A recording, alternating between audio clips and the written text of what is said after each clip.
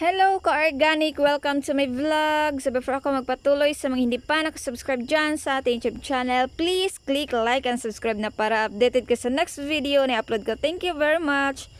Ayan, meron akong ipatubo dito na malagkit.